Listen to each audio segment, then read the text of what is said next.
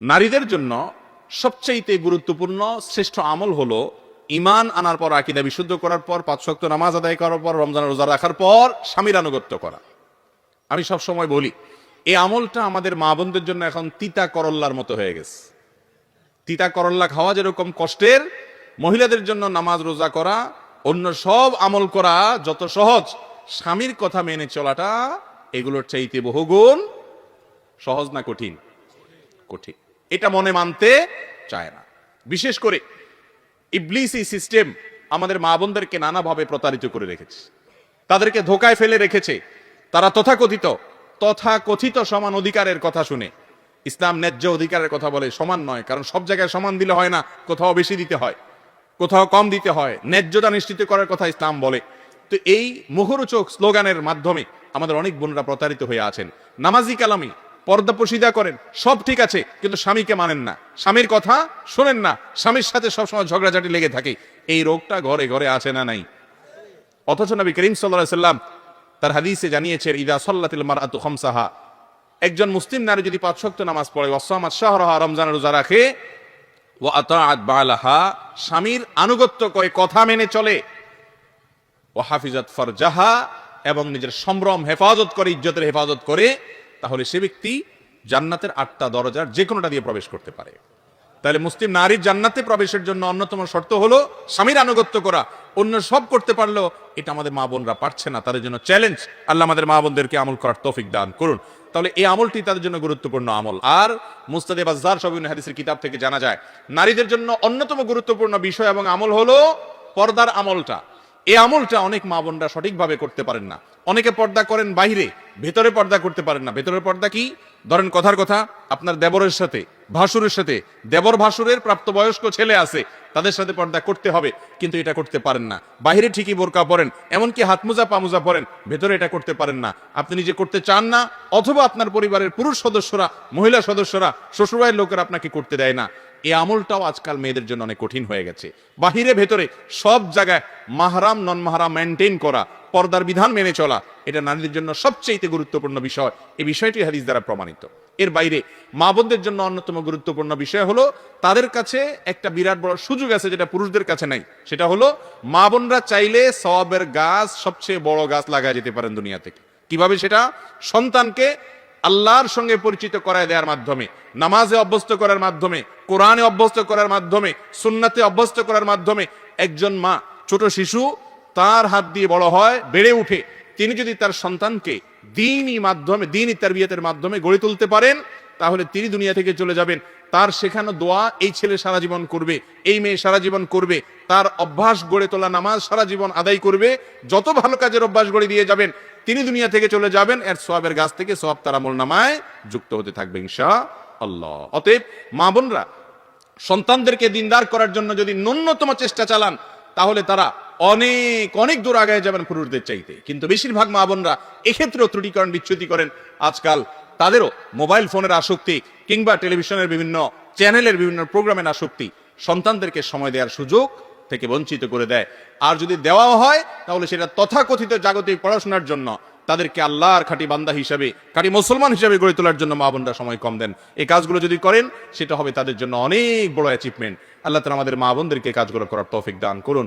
সেই সাথে তাদের জন্য গুরুত্বপূর্ণ হলো স্বামীর কৃতজ্ঞতা আদায় করা, নাশুকরি না করা, এবং কথায় কথা অভিশাপ না দেওয়া। এই বিষয়গুলো অনেক গুরুত্বপূর্ণ একজন মুসলিম নারীর জন্য। আল্লাহ তাআলা আমাদের মা বোনদেরকে আমলের প্রতিযোগিতায় অগ্রসর থাকার তৌফিক দান করুন। এরপরে প্রশ্ন হলো, আমার একজন বন্ধু প্রতিদিন রাতে পর্নোগ্রাফি না দেখলে রাতে ঘুম আসে না, এ থেকে মুক্তির উপায় কি? দেখুন, তরুণ প্রজন্মের একটা বড় অংশ, শুধু তরুণরা না, যারা অতরুণ আছেন, বয়স পরিপক্ক, এরকম লোকদের মধ্যে পর্নোগ্রাফির আসক্তি আজ চরমে পৌঁছেছে। ঘরে ঘরে জনে জনে এই রোগটা, এমনকি পুরুষদের পাশাপাশি নারীদের মধ্যেও। ভাইরা আমার, ভেতরে ভেতরে আমাদেরকে শেষ করে দিচ্ছে এই পর্নোগ্রাফির কারণে। এই সমস্ত বাজে নেশা এবং এডিকশনের কারণে ঘরে ঘরে স্বামী স্ত্রীর মধ্যে কোনো ভালোবাসা নাই, সম্প্রীতি নেই। যারা এগুলোতে আসক্ত হয়, সবচেয়ে নগদ শাস্তি হলো তাদের দাম্পত্য জীবনের সুখ শান্তি প্রায় অলমোস্ট হারাম হয়ে যায়। যে যুবক পর্নোগ্রাফি দেখতে দেখতে দেখতে দেখতে সে ক্লান্ত, এটা তার মধ্যে নেশায় পরিণত হয়ে গেছে, তার উপর আল্লাহর পক্ষ থেকে সবচেয়ে বড় শাস্তি হলো দাম্পত্য জীবনে স্ত্রীর সাথে তার কোনো ভালোবাসা হয় না। এটা অভিজ্ঞতা প্রমাণ করে। অসংখ্য অজস্র অভিজ্ঞতা এর জন্য রয়েছে। বিধায় পর্নোগ্রাফির ভয়াবহ ক্ষতিকর দিকগুলো আমাদেরকে আগে বুঝতে হবে, এবং এর মাধ্যমে নগদ লাভ করা, নগদ সাময়িক সময়ের সুখ বা তৃপ্তি লাভ করার সুযোগ থাকলেও পরোক্ষ নেই পর্নো এডিকশন যাদের মধ্যে আছে তাদের বেশিরভাগ মানুষের উপর করা জরিপ এবং সাক্ষাৎকার, তাদের বক্তব্য, এই সবগুলোর খোলাসা রিপোর্ট প্রতিবেদনগুলো বলে যে এর পরক্ষণেই তাদের মধ্যে বিষণ্ণতা কাজ করে, মানসিক বিষাদ তাদেরকে ঝেঁকে বসে, যেটা তৃপ্তির জন্য ঢাকে, সেখানে সাময়িক তৃপ্তির পরিবর্তে তার পরবর্তীতে আযাব তা নয়, এর পরপরই তার মধ্যে মানসিকভাবে বিষণ্ণতা ছেয়ে আসে, অশান্তি, অস্থিরতা, ডিপ্রেশন এবং খারাপ লাগা কাজ করে। সে নিজেকে খারাপ মনে করতে করতে একটা পর্যায়ে আল্লাহর রহমত থেকে পর্যন্ত নিরাশ হয়ে যায়। এই জন্য পর্নোগ্রাফির এই ভয়াবহ কাজের ভয়াবহতা এত বেশি যে গোটা দুনিয়ার জীবনটাকে ধ্বংস করে দেয়, আখিরাত ধ্বংস আছেই। এই জন্য ভাইরা আমার, আগে বুঝতে হবে যে এটা কত ডেঞ্জারাস বিষয়। এটা থেকে বাঁচতে চান, কয়েকটা স্টেপ নেবেন, কয়েকটা পদক্ষেপ নেবেন। নাম্বার এক নম্বর পদক্ষেপ হলো যে এটার মাধ্যমে আপনার ভবিষ্যৎ ধ্বংস হয়ে যাবে, আপনার পারিবারিক জীবন, দাম্পত্য জীবন শেষ হয়ে যাবে, আপনার কোনো কিছু ভালো লাগবে না, বিষণ্ণতা, বিষাদের মধ্যে আপনি ভোগ করবেন, এটি নিশ্চিত জেনে রাখবেন। এই ভয়াবহতা মাথায় আপনি ভালো করে ঢুকিয়ে রাখেন, সহজ হবে আপনার বেঁচে থাকা। এর ভয়াবহতা সম্পর্কে জানার চেষ্টা করবেন। অনেক বই বাজারে বের হয়েছে, অস্ট্রেলিয়ান একজন লেখকের বই বাংলা অনুবাদ হয়েছে, আমি বইটার নাম ভুলে গেছি, কিন্তু এই আসক্তি থেকে বাঁচার জন্য অসম্ভব উপকারী। সে বইটা সহ আরো যে সমস্ত বই আছে পড়তে পারেন। নাম্বার 2, মোবাইলে যে সমস্ত ডিভাইসের মাধ্যমে হারাম জিনিস দেখার অভ্যাস আছে, সেই সমস্ত ডিভাইসগুলোতে ফরম্যাট দিয়ে ফেলেন। সবসময় ফরম্যাট দিতে পারবেন না। যখন ইমানি জোয়ার আসবে, কিছু কিছু সময় আছে যে আল্লাহর ভয় অন্তরে ঢেউ খেলতে থাকে, যখন আসবে ওই সুযোগে সাথে সাথে সব কিছু মোবাইল থেকে ক্লিয়ার করে ফেলবেন।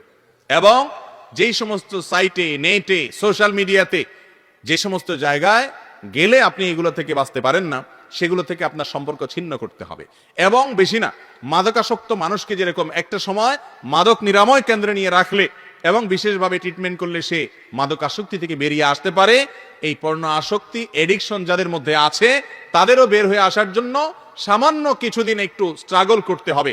কথার কথা, নেট আছে এরকম মোবাইলের সাথে আপনি সংবিচ্ছিন্ন করলেন, আপনি বাটনওয়ালা কম দামের ছোট একটা মোবাইল নিলেন শুধুমাত্র কল ধরা এবং কল করার জন্য, নেট থেকে বিচ্ছিন্ন থাকলেন বেশি না 1-1.5 মাস 2 মাস, বা যার যতটুকু তৌফিকে কুলা। এর মাধ্যমে দেখবেন আস্তে আস্তে আস্তে আস্তে আপনার মাথা থেকে এটা ঝেড়ে চলে যাবে। এটা একেবারে নিশ্চিত। যদি আপনি 1-2 মাস অন্তত যে সমস্ত মোবাইলের কারণে, যে সমস্ত ডিভাইসের কারণে, যে সমস্ত নেটের পেজের সাথে আপনার কানেকশনের কারণে পর্ণ আসক্তি আপনার মধ্যে আছে, এগুলো দেখার সুযোগ তৈরি হয়, সেগুলো থেকে আপনি নিজেকে বিচ্ছিন্ন করে ফেলেন, দেখবেন 1-2 মাস পরে আপনার মধ্যে নেশা থাকছে না, ইনশাআল্লাহ নেশা পরিবর্তন হবে। তবে এর পাশাপাশি তৃতীয় যে কাজটি করতে হবে তা হলো সোহবতে সালেহ বা নেককারদের সান্নিধ্য। বিশেষ করে জেনা এবং জেনা জাতীয় যে অপকর্ম আছে, এই যে পর্ণ আসক্তি, এটা চোখের জেনা। নবী করিম সাল্লাল্লাহু আলাইহি ওয়াসাল্লাম বলেছেন, জেনাল আইনি আন নজর, চোখের জেনা হলো চোখ দিয়ে দেখা। আপনি যতক্ষণ দেখছেন ততক্ষণ আপনি জেনা করছেন। আর জেনা এমন একটা অপরাধ, লা ইয়াজনি জানি হিনা ইয়াজনি ওয়া হুয়া মুমিন। ইমানদার যদি জেনায় লিপ্ত হয়, তাহলে যতক্ষণ সে জেনায় থাকে ততক্ষণ তার থেকে ইমানকে ছিনিয়ে নেওয়া হয়, ততক্ষণ সে মুসলমান থাকে না, ইমানদার থাকে না। এরপরে সেখান থেকে সে ফিরে আসার পরে তার মধ্যে ইমান আবার আসে। এত ডেঞ্জারাস অপরাধ। এই জন্য অপরাধ করতে করতে মওত হলে বেঈমান হয়ে মৃত্যুবরণ করার আশঙ্কা আছে। এই জন্য সোহবতে সালেহ বা আল্লাহর নেককার বান্দা, আমলদার, খাঁটি ইমানদার, আপনি যুবক, অনেক যুবক আছেন, পরিমাণে কম হলেও আছে, যারা 5 ওয়াক্ত নামাজ শুধু পড়েন তা নয়, সকল হারাম থেকে বেঁচে থাকার চেষ্টা করেন। তাদের সাথে বন্ধুতা করবেন, তাদের সাথে যোগাযোগ রাখবেন, তাদের সাথে আপনি যত বেশি উঠা বসা করবেন, নেককারদের সোহবতে যত বেশি যাবেন, তত বেশি দেখবেন ভালো পরিবেশে গেলে আপনার মধ্যে এডিকশন কমতে থাকবে ইনশাআল্লাহ। নাম্বার 4 নম্বর, পর্ণ আসক্তি থেকে মুক্তি লাভের জন্য বিশেষভাবে আপনাকে নির্জনতা পরিহার করতে হবে। মাস্টারবেশনের যে বদভ্যাস, হস্তমৈথুনের যে বদভ্যাস, সেখান থেকেও মুক্তি লাভের জন্য এই ফর্মুলাগুলো অত্যন্ত কার্যকর। আমি ব্যক্তিগতভাবে বহু যুবকের কথা জানি, যে যুবকরা হয়তো তাদের এই সমস্ত পাপাচারে লিপ্ত ছিলেন, কিন্তু একটা সময় তারা এই পরামর্শগুলো মেনে তাদের জীবনকে পরিবর্তন করেছেন, আলহামদুলিল্লাহ। অতএব 4 নম্বরে আমলটা মাস্টারবেশনে যারা আসক্ত এবং যারা পর্নোগ্রাফিতে আসক্ত তাদের জন্য উপকারী, সেটা হলো যে নির্জনতা পরিহার করতে হবে। কারণ এগুলা নির্জনে মানুষ দেখার সুযোগ পায়। যথাসম্ভব একাকী থাকবেন না, মানুষের মধ্যে থাকবেন, যেখানে থাকবেন সেখানে অন্য মানুষ আপনার কক্ষে ঢুকাবেন। যত বেশি নির্জনতা অ্যাভয়েড করতে পারবেন তত বেশি ইজি হবে। আর সবচেয়ে কার্যকর হলো ওইটি যে 2-3 মাস আপনি এইগুলোর যত মাধ্যম আছে এগুলো থেকে দূরে থাকেন। দেখেন আল্লাহ রাব্বুল আলামিন বলেছেন, ওয়ালা তাকরাবুজ জিনা, তোমরা জেনার কাছেও যেও না। কেন বলেছেন? কারণ আল্লাহ জানেন জেনা এমন একটা পাপ যে কাছে গেলে পতিত হয়। আপনি যদি সোশ্যাল মিডিয়ার মাধ্যমে এই এডিকশনটা আপনার মধ্যে এসে থাকে, তাহলে সোশ্যাল মিডিয়া থেকে দূরে যেতে হবে, জেনা থেকে দূরে যেতে হবে, তাহলে আপনি রক্ষা পাবেন। আপনি ওখানে থেকে নিজেকে বাঁচিয়ে রাখাটা কঠিন। এই জন্য যেই ডিভাইসে এগুলো আছে সেই ডিভাইস পরিবর্তন করা, নেট থেকে দূরে সরে আসা, এগুলো জরুরি। তো 4 নম্বর যে আমলটা বলেছিলাম যে নির্জনতা পরিহার, আর 5 নম্বর হলো আল্লাহর কাছে বিশেষভাবে পানাহ চাওয়া, আল্লাহর কাছে বিশেষভাবে দোয়া চাওয়া যে আল্লাহ আপনি আমাকে রক্ষা করেন এবং হেফাজত করেন। কোন মুসলমানের যদি হিম্মত থাকে যে আমি বদভ্যাস ছাড়বো, আল্লাহর জমিনে এমন কোন বদভ্যাস নাই, এমন কোন খারাপ কাজ নাই যেটা মানুষ ছাড়তে পারে না। সাহাবায়ে কেরাম রিদওয়ানুল্লাহি তাআলা আজমাইন মদ হারাম হওয়ার আগ পর্যন্ত তাদের অনেকেই, আগে যেহেতু মানুষ মদ পান করতো, সমাজের সবাই মদ পান করতো এবং আল্লাহর পক্ষ থেকে হারামের ঘোষণা আসেও নেই, হালাল ছিল অর্থাৎ হারাম ছিল না, তখন তারা অনেকে মদ পানে অভ্যস্ত ছিলেন। কিন্তু যখন হারাম ঘোষণা আসলো, সঙ্গে সঙ্গে মদের সমস্ত ভার তারা ছুঁড়ে ফেলে দিল। দীর্ঘদিনের বদভ্যাস তারা ত্যাগ করতে তাদের সময় লাগেনি সেরকম বেশি। মোহতারাম হাজরিন, ইমানদার যার জান্নাতের প্রত্যাশা আছে, তার দরকার হলো শুধুমাত্র সিরিয়াসনেস। তিনি যদি চেষ্টা করেন, হিম্মত করেন, সৎসাহস করেন, এটাই তো বীরত্ব, এটাই তো বাহাদুরি। বীরত্ব তো গায়ের জোরে না, বীরত্ব তো মানুষের শরীরের দাপটের মাধ্যমে না। বীরত্ব হলো বদভ্যাস এবং খারাপ কাজ থেকে নিজেকে বাঁচিয়ে রাখা, নিজেকে কন্ট্রোল করতে পারা যে আমি এই জায়গায় যাব না। আল্লাহ তাআলা আমাদের সবাইকে যাবতীয় বদভ্যাস থেকে এবং পাপাচার থেকে, বিশেষ করে পর্নোগ্রাফির আসক্তিতে আমাদের যে সমস্ত ভাই বোনরা আক্রান্ত, আল্লাহ তাআলা তাদের সবাইকে এখান থেকে বেরিয়ে আসার তৌফিক দান করুন।